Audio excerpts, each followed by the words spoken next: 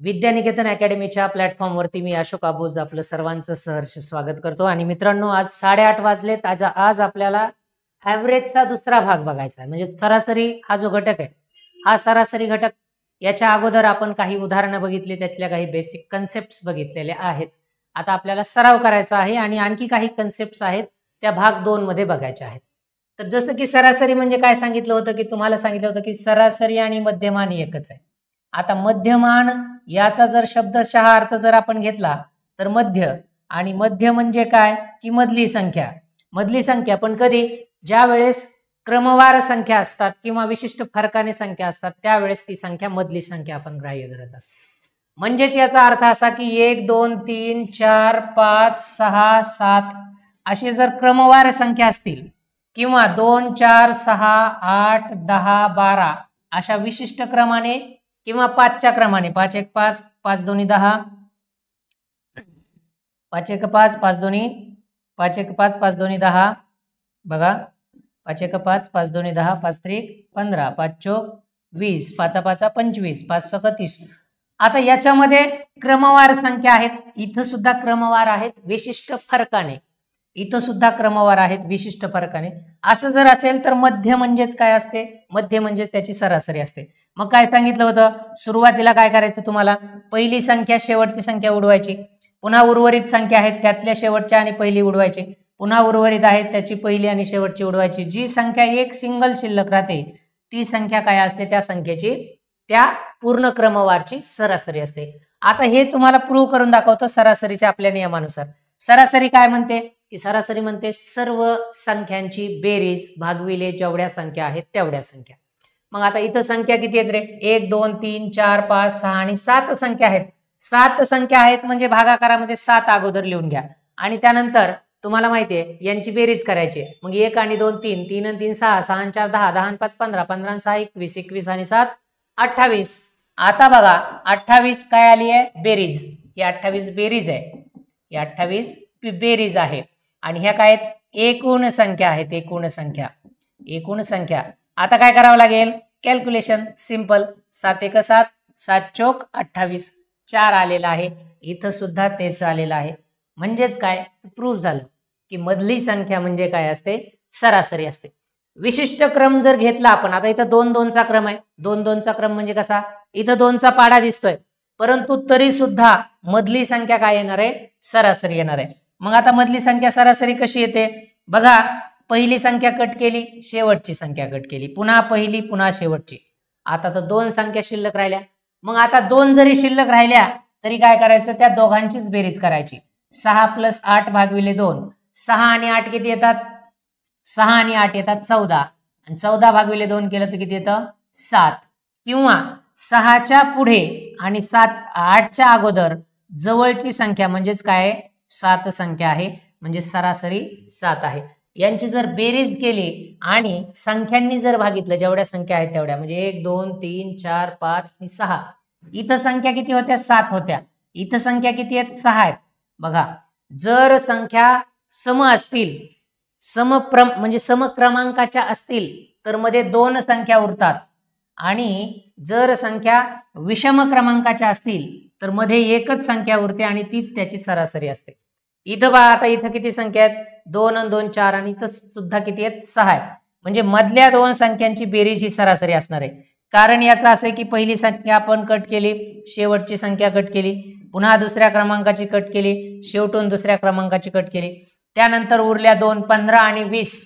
आता 15 आणि 20 या संख्या जर बघितल्या तुम्ही तर 15 + 20 भागिले 2, 15 आणि 20 किती आले, 35, 35 भागिले 2। आता 35 भागिले 2 म्हणजेच किती येतं, 17.5, 17, 17 2 34 आणि पुढची 5। किंवा 15 16 17 18 19 आणि 20, इथं काय होतं, 15 पासून 20 पर्यंतच्या संख्या, मग ही 15 आणि ही 20, त्यानंतर ही 16 आणि ही 19। आता या दोघांच्या मध्ये काय आहे, 17.5 आहे, बरोबर आहे की नाही। असं म्हणजे 15 पासून 2.5 घरं पुढे गेलोत आणि 20 पासून 2.5 घरं मागे आलोत, ही त्यांची असते सरासरी। सरासरी म्हणजे एक सरळ सरळ अर्थ आहे समान वाटप। सरासरी म्हणजे काय? समान वाटप. आणि समान वाटप म्हणजे काय? सगळ्यांना समान वाटप करून द्यायची आहे, बाकी दुसरं काहीच नाहीये.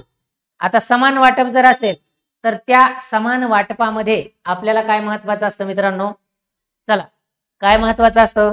तर त्या संख्या कशा प्रमाणात आहेत किंवा कशा प्रकारानं ठेवलेल्या आहेत हे सगळं आपल्याला बघायचं असतं. त्याला आपण म्हणतो समान वाटप. ठीक आहे ना? आता आणखी याच्यामध्ये येस, सगळ्यांना आवाज येतोय का? क्लिअर आवाज येतोय का? एकदा सांगा. मला वाटतं सगळ्यांचं सगळं क्लिअर आहे. अडचण असेल तर सांगू शकता, नसेल तर आपण पुढे जातोय. आणि जे आता लाईव्ह आहेत त्यांनी एकदा येस, ओके,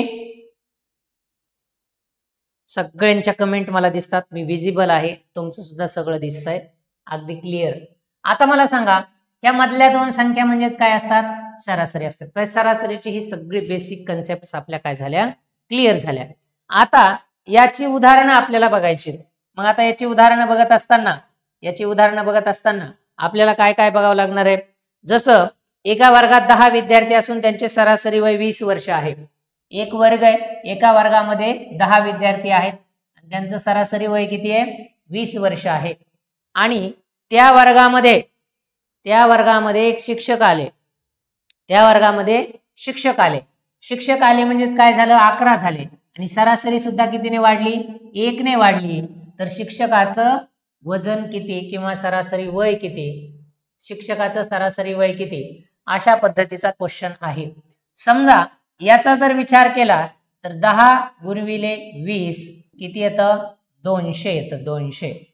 आणि 11 गुणविले 21 असं जर केलं तर 21 एक 21 आणि 21 एक 21 किती येतं? 231 येतं, 231. मग आता 231 मधून जर 200 वजा केले तर उरतात किती? 31. म्हणजे उर्वरित त्या शिक्षकाचं वय किती आहे? 31 वर्ष आहे, असं आपल्याला ठामपणे म्हणता येतं. आता अशा वेळी काय करायचं तुम्हाला सांगतो. अशा वेळी जे नवीन शिक्षक आहेत, शिक्षकाचं वय आणि सर्व संख्यांची बेरीज तुम्हाला घ्यावी लागणार आहे. मग 10, 20 आणि सरासरी कितीने वाढली? 1 ने वाढली. म्हणजे अगोदर 10 विद्यार्थी होते, सरासरी 20 होती आणि 1 ने वाढली. एवढ्यांचीच तुम्हाला बेरीज करायची. विद्यार्थी 10 होते, सरासरी 20 होती आणि सरासरी 1 ने वाढली. या दोघांची सगळ्यांची जर बेरीज केली तर किती येते? 31 येते. मग अशा पद्धतीनं तुम्हाला काय करता येतं? त्याची सरासरी शॉर्ट पद्धतीनं तुम्हाला काढता येते. ठीक आहे, शॉर्ट पद्धतीनं तुम्हाला काढता येते, अगदी सोप्या पद्धतीनं आहे. 10 विद्यार्थी असून सरासरी 8 आहे आणि जर सरासरी 2 ने वाढली तर मग काय करायचं? 10 विद्यार्थी आहेत, सरासरी 8 आहे आणि सरासरी कितीने वाढली? 2 ने वाढली.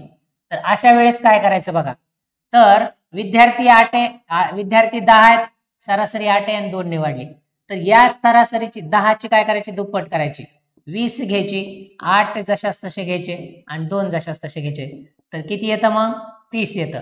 म्हणजे त्या शिक्षकाचं वय किती असणार आहे? सरासरी कितीने वाढली? तर सरासरी 2 ने वाढली. जर सरासरी 3 ने वाढली तर जेवढे विद्यार्थी आहेत त्याची तिप्पट करायची. सरासरी 4 ने वाढली तर चौपट करायची. सरासरी 5 ने वाढली तर 5 पट करायची. म्हणजेच काय की जेवढे विद्यार्थी आहेत त्या विद्यार्थ्याची काय करायची? तेवढी पट करायची. जेवढ्याने वाढली आहे तेवढी पट करायची. म्हणजे समान प्रमाणामध्ये वाटप तुम्हाला इथं दिसून येतं, हे तिथं लक्षात घेणं गरजेचं आहे. आता आणखी एक प्रश्न आहे की याच्यामध्ये एका वर्गामध्ये 20 विद्यार्थी असून सरासरी 7 वर्ष आहे. विद्यार्थी 20 आहेत, सरासरी 7 आहे. विद्यार्थी 20 आहेत, सरासरी 7 आहे आणि सरासरी कितीने वाढली? 2 ने वाढली. 2 ने वाढली म्हणजे विद्यार्थी संख्यांची काय करायची? दुप्पट करायची. म्हणजे विद्यार्थी संख्या किती आली? 40 प्लस 7 प्लस 2 बाकी जसं तसं ठेवा. किती आलं मग 49. म्हणजे जेवढी तर ते जे वाढलेलं प्रमाण आहे तर त्याचं काही जो घटक असेल तो वय असेल, वजन असेल किंवा आणखी जे काही असेल तर हे घटक काय दाखवणार तुम्हाला, तर हा घटक दाखवणार तुमच्या सरासरीतील फरक किंवा सरासरी किती आहे तशा पद्धतीने तुम्हाला ते दाखवणार. हे इतक्या सोप्या पद्धतीने तुम्हाला काय करता येतं, सोडवता येत असतं. ठीक आहे. आता प्रश्न आहे पहा. प्रश्न आहे, एका बोटेमध्ये 10 व्यक्ती बसले आहेत. बघा, एका बोटेत एक बोट आहे, एका बोटीत 10 विद्यार्थी बसले आहेत. किती? 10 विद्यार्थी बसले आहेत. 10 विद्यार्थी बसले आहेत.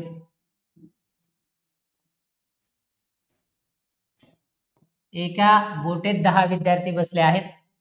इथपर्यंत क्लिअर झालं. बोटेमध्ये 40 किलो वजनाचा एक व्यक्ती उतरला. आता समजा उतरला म्हणजे कमी झाला, आता कमी आहे बरं. बोटेतून 40 किलो वजनाचा एक व्यक्ती उतरला. 40 kg वजनाचा एक व्यक्ती उतरला. वजनाचा एक व्यक्ती उतरला किंवा विद्यार्थी उतरला म्हणा तुम्ही. व्यक्ती उतरला. आता व्यक्ती उतरला म्हणजेच काय झालं, सरासरी कमी होईल का नाही, बरोबर आहे का नाही. व नवीन व्यक्ती त्या ठिकाणी आला. बघा आता हे जो काय झालं, नवीन व्यक्ती त्या ठिकाणी आला. जो व्यक्ती उतरलाय त्या ठिकाणी नवीन व्यक्ती आला. एक व्यक्ती उतरला आणि एक व्यक्ती आला म्हणजे संख्या तेवढीच आहे, फक्त आता त्याचं वजन किती येते तुम्हाला काढायचंय. आला तेव्हा वजनाची सरासरी 1.5 किलोग्रॅमने वाढली. बघा आता कशी गंमत आहे. तेव्हा वजनाची सरासरी कितीने वाढली, 1.5 kg ने वाढली किंवा घटली, दोन्ही पण येऊ शकता. इथं फक्त वाढली दिले म्हणून वाढली. तर नवीन व्यक्तीचे वजन किती, तर काय, नवीन व्यक्तीचे वजन किती, नवीन व्यक्तीचे वजन किती, नवीन व्यक्तीचे वजन किती, अशा पद्धतीचा क्वेश्चन तुम्हाला येत असतो परीक्षेमध्ये. मग आता हा प्रश्न सोडवत असताना कशा पद्धतीने सोडवला पाहिजे, तर त्याचं उदाहरण बघा आता तुम्ही, की ही एक व्यक्ती आहे. एका बोटीमध्ये 10 विद्यार्थी बसलेत. त्या बोटीतून 40 किलो वजनाचा एक व्यक्ती उतरला. नवीन व्यक्ती आला तेव्हा वजनाची सरासरी 1.5 kg ने वाढली. तर नवीन व्यक्तीचे वजन किती. आता विद्यार्थी तेवढेच आहेत, विद्यार्थी 10ला 10 आहेत म्हणजे विद्यार्थ्यांची संख्या बदललेली नाही, हे तुम्ही लक्षात घ्या. हे 10ला 10 जशाच तशा आहेत, बरोबर आहे. पण आता तुम्हाला आणखी एक लक्षात घ्यायचं आहे की 40 kg ज्या वेळेस एक व्यक्ती वेगळा होता त्याला आपण वेगळं लिहू. मग 40 kg जो आहे त्याच्यामध्ये अधिक काय करावं लागेल आपल्याला, 10 गुणवले 1.5, 10 गुणवले 1.5. मग 40 प्लस किती येतं, 40 प्लस 15 येतं, बरोबर आहे. 40 प्लस 15 आणि मग 40 प्लस 15 किती आलं, 55 kg आलं. 55 kg म्हणजे जी नवीन व्यक्ती आलेली आहे त्या नवीन व्यक्तीचं वजन किती आहे, 55 kg आहे. आता हे का झालं तुम्हाला सांगतो. याच्यामध्ये 40 किलो, आता एकूण वजन किती आहे, एकूण वजन किती आहे हे जर तुम्हाला काढायचं झालं तर एकूण वजन किती आहे ते सुद्धा सांगतो तुम्हाला. समजा आता 10 विद्यार्थ्यांचं वजन कितीने वाढलंय, 1.5 ने वाढले. त्यावेळेस वाढल्यानंतर 55 kg आलं. 55 kg एक जणाचं आलं म्हणजे नवीन आलेल्या व्यक्तीचं काय आलेलं आहे, 55 kg आले. म्हणजे सर्वांची सरासरी 40 अशी आपण गृहीत धरली तर 10 व्यक्तींमध्ये पुन्हा आपण काय केलेलं आहे, एक म्हणजे अर्धा एक दीड आपण काय केलं, देऊन टाकलेला आहे. म्हणजे 40 प्लस 15 असं जर आपण केलं तर ते काय येतं, तुमच्या नवीन व्यक्तीचं वजन त्या ठिकाणी येत असतं, नवीन व्यक्तीचं वजन. ठीक आहे. हा, आता जे जे आहेत लाईव्ह त्यांनी एकदा कमेंटमध्ये यस टाईप करा. सगळ्यांना समजलंय का? किंवा काही अडचणी असतील तर त्या सुद्धा तुम्ही विचारू शकता. काय असतं माहिती का, तुम्ही जोपर्यंत विचारत नाही तोपर्यंत मला तुम्हाला सांगता येणार नाही, है ना. नाहीतर मग मी माझं शिकवतोय, तुम्ही तुमचं शिकतायत, असं होता कामा नये. जे जे आहेत त्यांनी पटापट काय जे असेल त्यांच्या समस्या विचारा. काहीतरी तुम्हाला जे विचारायचं ते तुम्ही विचारू शकता. ठीक आहे, तर या टाईपमध्ये आहेत. आता यस, चला बरोबर आहे. आता बघा, 6 व्यक्तींचं सरासरी वजन 39 आहे. 6 व्यक्तींचं सरासरी वजन किती आहे? 39 आहे. 6 व्यक्तींचं जर सरासरी वजन 39 असेल, नवीन व्यक्ती आल्याने सरासरी 1 ने कमी झाली.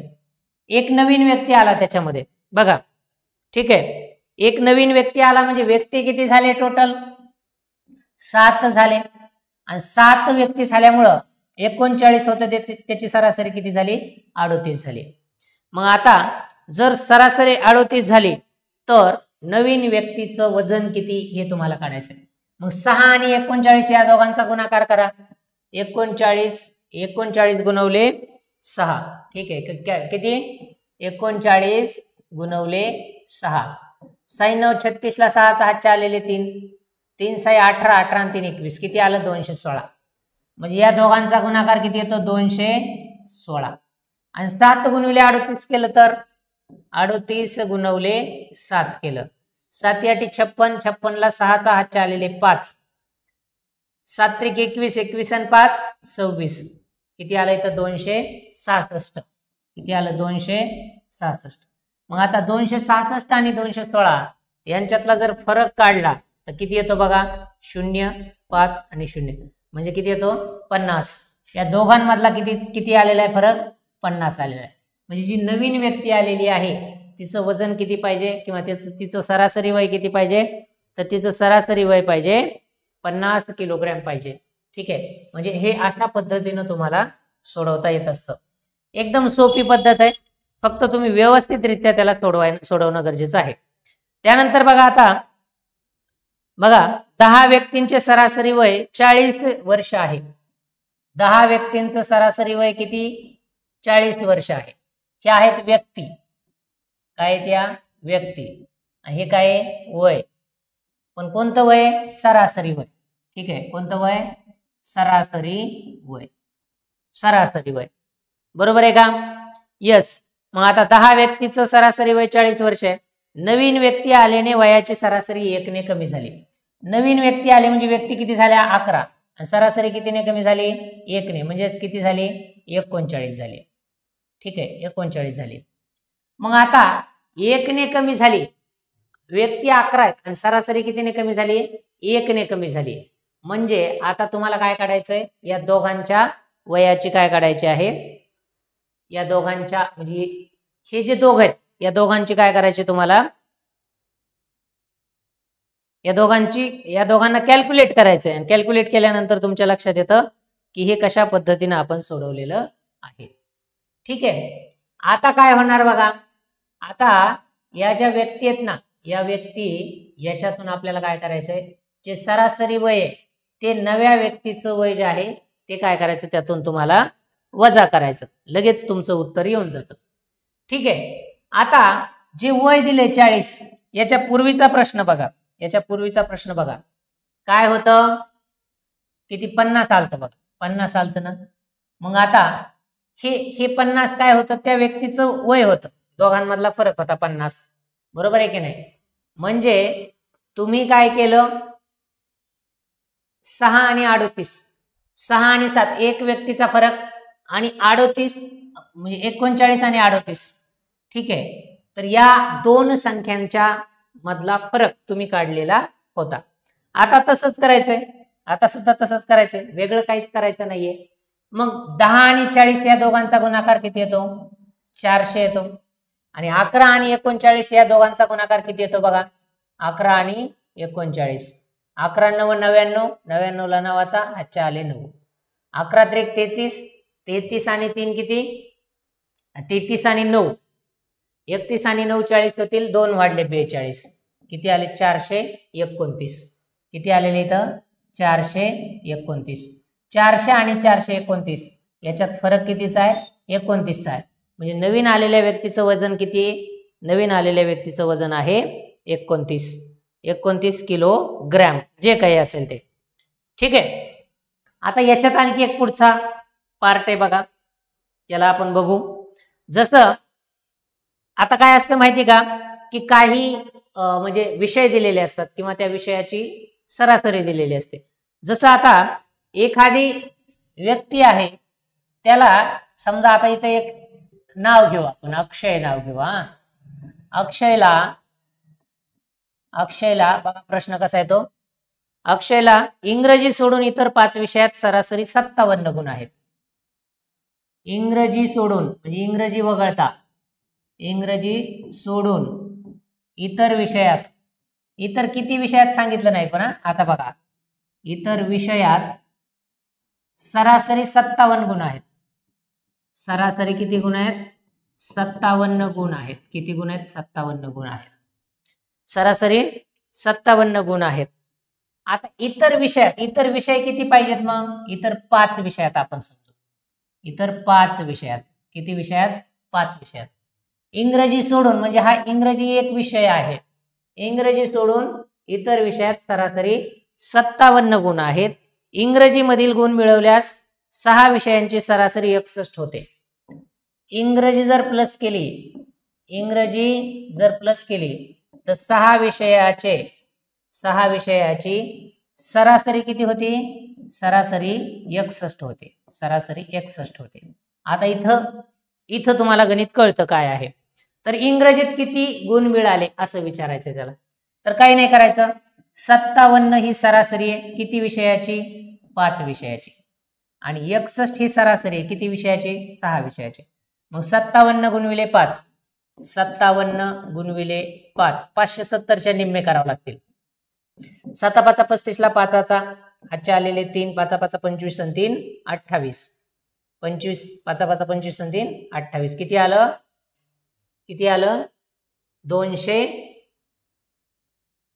285. बरोबर आहे. इथं किती आलेले? 285. आणि पुन्हा 61 गुणविले 6 करायचं तुम्हाला. 61 गुणविले 6, 6 1 6 आणि 6 6 36. 6 6 36. किती आलं मग? 366. 366. मग आता इथं 366 आणि 285 या दोघांमधला जर तुम्ही फरक काढला किती येतो? 81. आणि मग इंग्रजी विषयामध्ये त्या अक्षयला किती गुण मिळाले? इंग्रजी विषयामध्ये 81 गुण मिळालेले आहेत. ठीक आहे. म्हणजे या पद्धतीनं तुम्हाला सोडवावं लागतं. जर तुम्ही व्यवस्थित सोडवलं तर प्रश्न तुमचे सुटतात. आता आणखी एक पुढं क्रमवार संख्या असतील तर काय करायचं? 5 क्रमवार विषम संख्यांची सरासरी 17 आहे. 5 क्रमवार विषम संख्यांची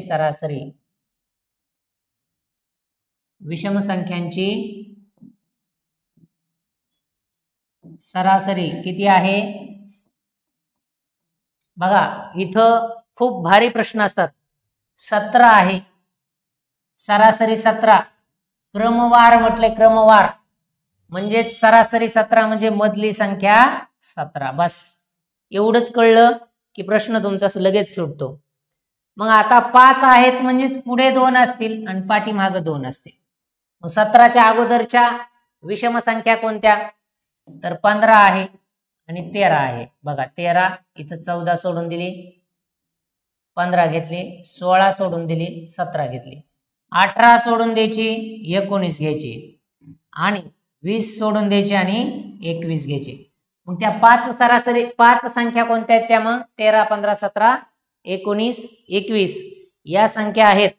परंतु ठीक आहे, परंतु काय म्हटलं त्यांनी की विषम संख्यांची सरासरी विचारलेली 17 दिलेली आहे आणि या विषम संख्यांची सरासरी यातली सगळ्यात छोटी संख्या विचारतात, सगळ्यात मोठी संख्या विचारतात, छोटी संख्या आणि मोठी संख्या यांच्यातला फरक विचारतात, काहीही विचारू शकतात.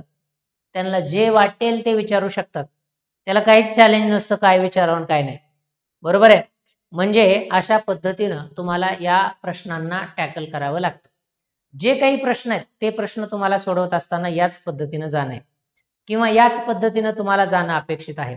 जर व्यवस्थितरित्या जर तुम्ही असं गेलात तर तुम्हाला सरासरीवरचे प्रश्न सहजासहजी सुटत असतात.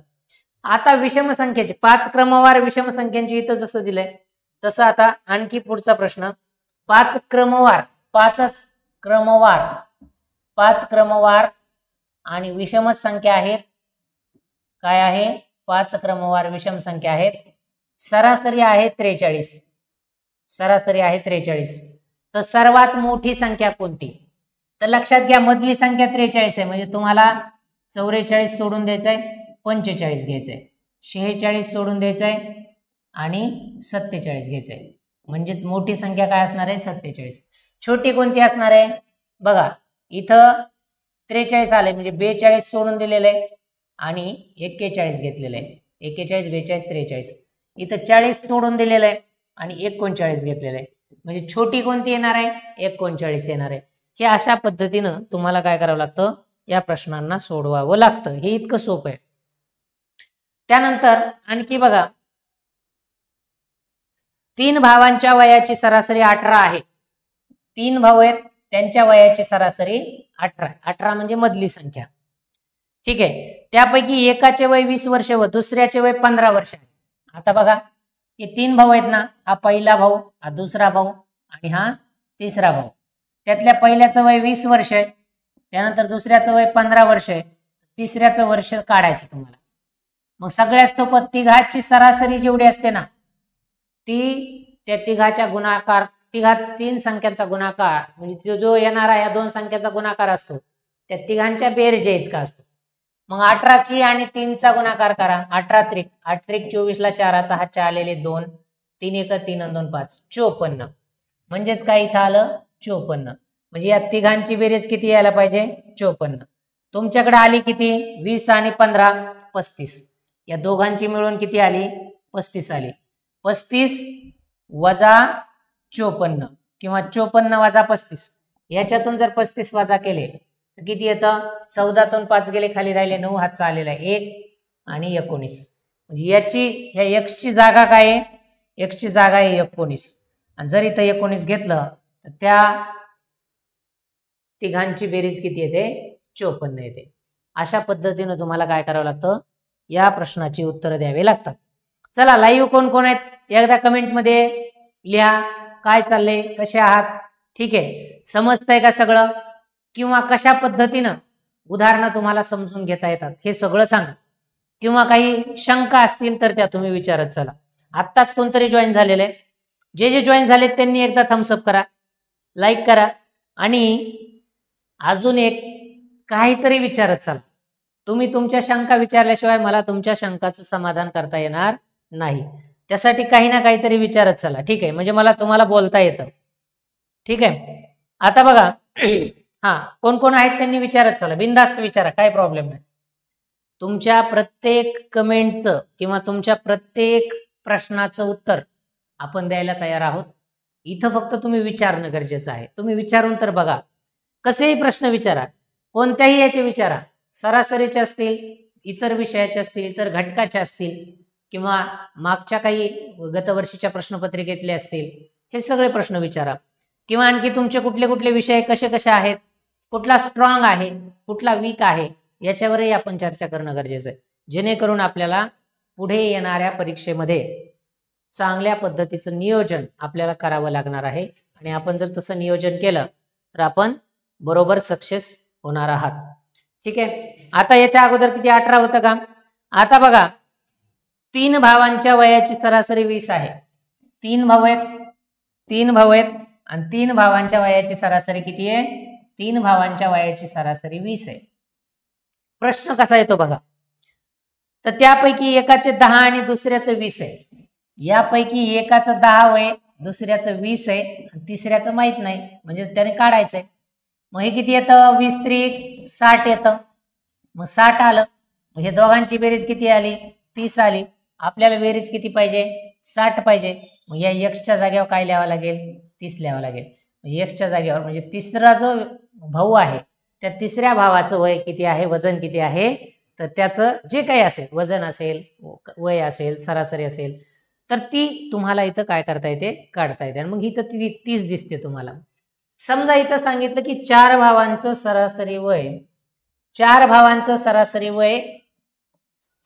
वय 50 आहे. 4 भावांचं सरासरी वय 50 आहे. एकाचं 90 आहे, दुसऱ्याचं 80 आहे, तर तिसऱ्याचं किती, असं काढायला लागलं. तर आता 4 पंचे 20 म्हणजेच किती झालं, इथं 200 झालं. एकाचं 90 आणि एकाचं 80, म्हणजे आता इथं तुम्हाला 200 ला कंप्लीट करायचंय, 200 ला कंप्लीट करायचंय. मग आता 90 आणि 80 किती, 8 2 16 17, 170, म्हणजे इथं 170 आलंय.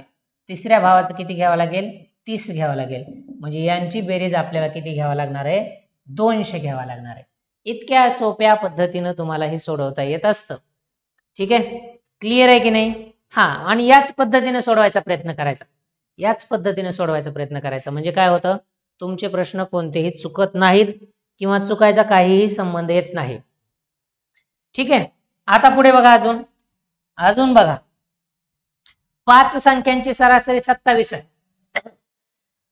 5 संख्या आहेत, यांची सरासरी किती आहे, 27 आहे.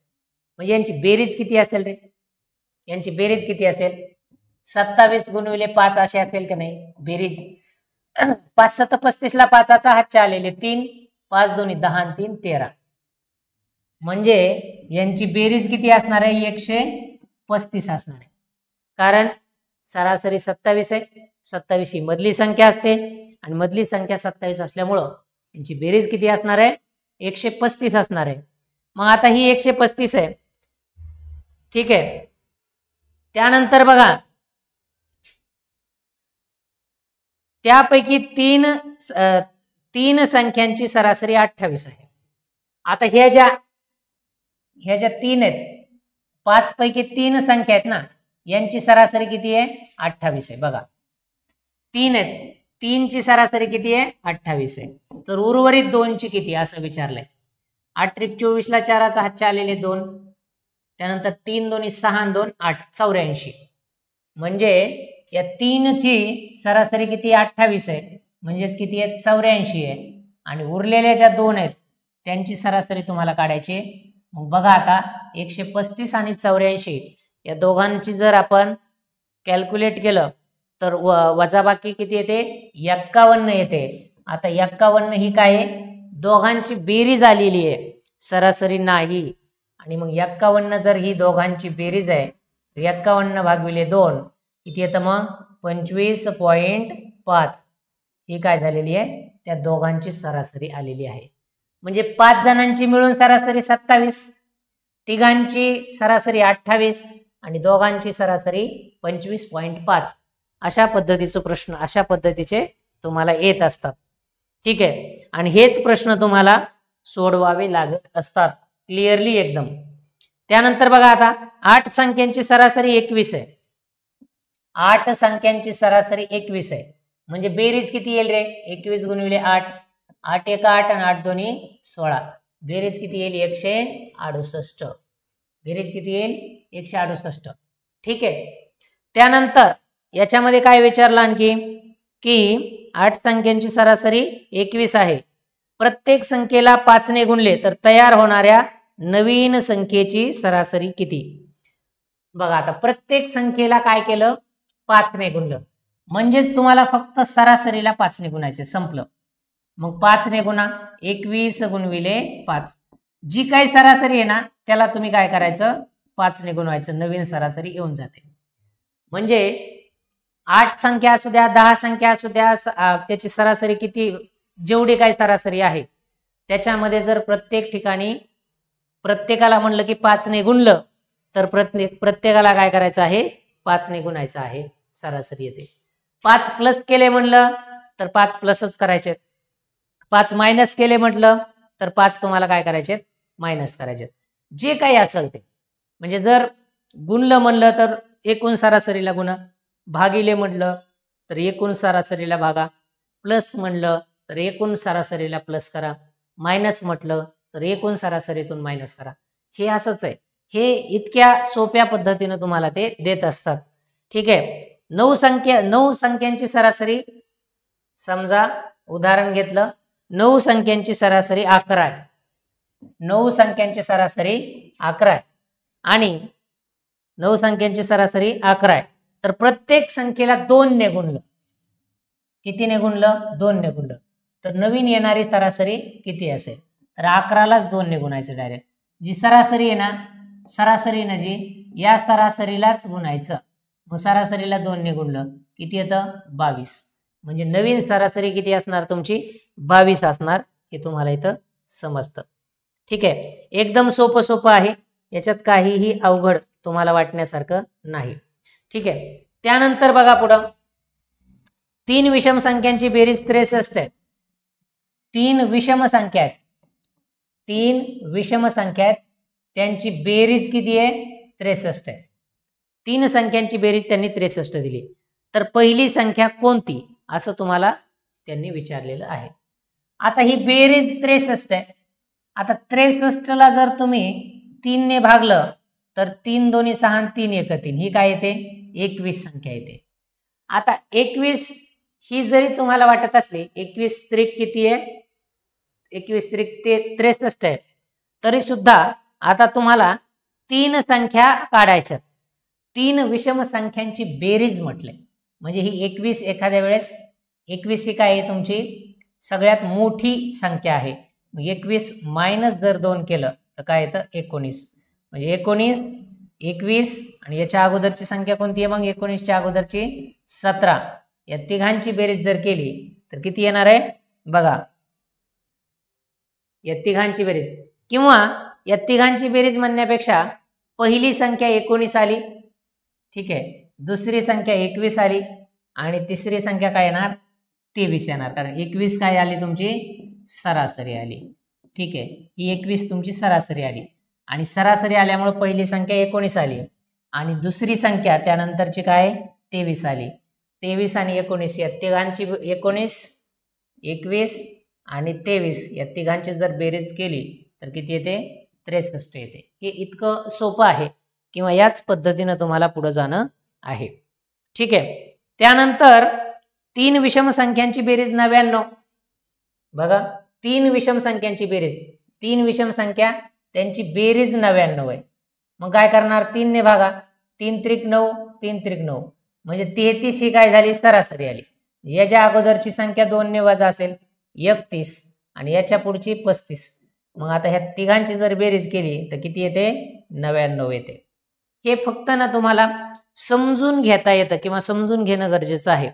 जर चांगल्यापैकी तुम्ही समजून घेतलं तर समजायचं तुम्ही ही उदाहरणं चांगल्या पद्धतीनं सोडवत आहात. ठीक आहे. 7च्या पहिल्या 5 गुणांकाची सरासरी किती असं म्हटलंय. बघा बरं, 7च्या पहिल्या 5 गुणकाची 7च्या पहिल्या 5 गुणकाची पहिल्या 5 गुणकाची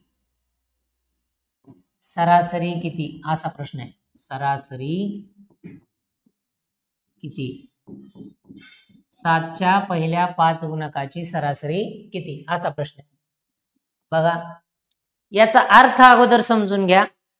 याचा अर्थ असा आहे की 7चा पाडा 7 एक 7, 7 दोन्ही 14, 7 त्रिक 21, 7 चौक 28, 7 पाचा 35, 7 पाचा 35.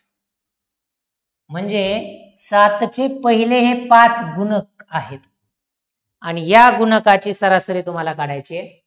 मग जर तुम्ही, ठीक आहे, जर तुम्ही पहिली संख्या आणि शेवटची संख्या या दोघांची बेरीज करून जर भागिलं तर तुमची काय येत असते? सरासरी येत असते. मग आता 7 आणि 35 42 आलं. 42 भागविले जर 2 केलं तर 21 येतं. किंवा जर तुम्ही पहिली संख्या कट केली, शेवटची संख्या कट केली, पुन्हा उर्वरित संख्या पहिली कट केली, उर्वरित संख्या शेवटची कट केली तर मधली संख्या येत असते आणि मधली संख्या हीच काय असते? तुमची सरासरी असते.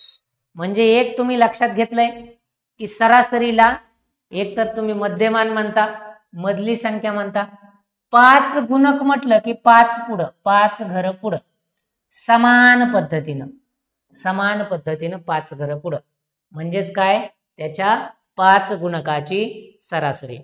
10 गुणकाची जर म्हटलं असतं, पहिली संख्या आली असती 7, शेवटची संख्या आली असती 70, या दोघांची झाली असती बेरीज भागविले 2, म्हणजे 77 भागविले 2 असं आलं असतं.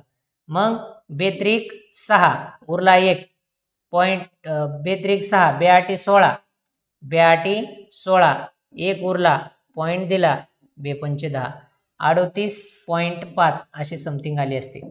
हीच आली असती जर पहिल्या 10 गुणकाची सरासरी विचारली असती तर. अशा पद्धतीनं आहे. इतकं सोपं आहे. सरासरीमध्ये याच्या व्यतिरिक्त दुसरे कोणतेच प्रश्न येत नाहीत. या पद्धतीचेच प्रश्न तुम्हाला वारंवार विचारलेले असतात. किंवा असा एक प्रश्न येतो बघा, 3 अंकी, 4 अंकी आणि 5 अंकी संख्यांची सरासरी किती. 3 अंकी म्हणजे छोट्यात छोट्या किंवा मोठ्यात मोठ्या असं विचारलेलं असतं. ठीक आहे, म्हणजे लहानात लहान संख्यांची, 3 अंकी लहानात लहान संख्यांची सरासरी किती. ठीक आहे, म्हणजे काय, पहिल्या 5 अंकी, 4 अंकी आणि 3 अंकी लहानात लहान, म्हणजे 5 अंकी म्हटलं तर अशी 5 अंकी झाले, प्लस 4 अंकी म्हटलं तर 4 अंकी झाले. ठीक आहे, हे 3 आणि 2 5 अंकी, हा बरोबर, हे 4 अंकी आणि 3 अंकी काय 100, यांची सरासरी किती. बस 3 संख्यात 3 ने भागा, 3 संख्यात 3 ने भागा, बाकी काय करू नका. 3 संख्यात म्हणून 3 ने भागलं आणि यांच्या अगोदर बेरीज केली, किती येते मग 11,100 किंवा 11,100 येते. ठीक आहे, 4 अंकी म्हटलं होतं ना रे, 3 अंकी 4 अंकी बरोबर आहे. ठीक आहे, हा मग आता जर असं केलं तर या 11,100ला 3 ने भागलं तर किती येतं 3700 येतं. मग ही तुमची सरासरी. जसं इथं लहानात लहान म्हटलंय तसं मोठ्यात मोठ्या संख्यांचं सुद्धा विचारण्याची पद्धत आहे. ठीक आहे, मोठ्यात मोठ्या संख्यांची सुद्धा विचारतात. पहिल्या 3 विषम संख्यांची विचारतात, समसंख्यांची विचारतात, मूळ संख्यांची विचारतात. त्यावेळेस तुम्हाला मॅन्युअली बेरीज करायची आहे आणि मधली संख्या तुम्हाला काढायची आहे. सरासरी हा टॉपिक आता इथं आपला संपतो. ठीक आहे, आपल्याला सराव करत असताना परत सरासरीकडे आपल्याला जावंच लागणार आहे. तुमचे काही प्रश्न असतील तर ते तुम्ही इथं विचारू शकता. तुम्ही आतापर्यंत जर ॲप डाउनलोड, विद्यानिकेतनचं ॲप जर तुम्ही डाउनलोड केलेलं नसेल तर ते तुम्ही करा, ॲडमिशन घ्या आणि चांगल्या पद्धतीने शिका. ठीक आहे, तुमच्यापैकी बऱ्याच जणांनी आपलं जे चॅनल आहे ते जर तुम्ही सबस्क्राईब केलेलं नसेल तर ते सबस्क्राईब करा. विद्यानिकेतनच्या सगळ्या जे आपले सोशल मीडियाज आहेत त्याला तुम्ही फॉलो करा. त्यानंतर तुमच्या मित्रांपर्यंत ते पाठवा, शेअर करा. ठीक आहे, लाईक करा. तुम्हाला काही अडचणी असतील तर कमेंट करा, विचारा. ठीक आहे, पुन्हा एकदा तुम्हाला सगळ्यांना येणाऱ्या परीक्षेसाठी खूप खूप शुभेच्छा. आजच्या क्लासमध्ये आपल्याला इथंच थांबायचं आहे. खूप खूप धन्यवाद. थँक्यू. जय हिंद, जय भारत.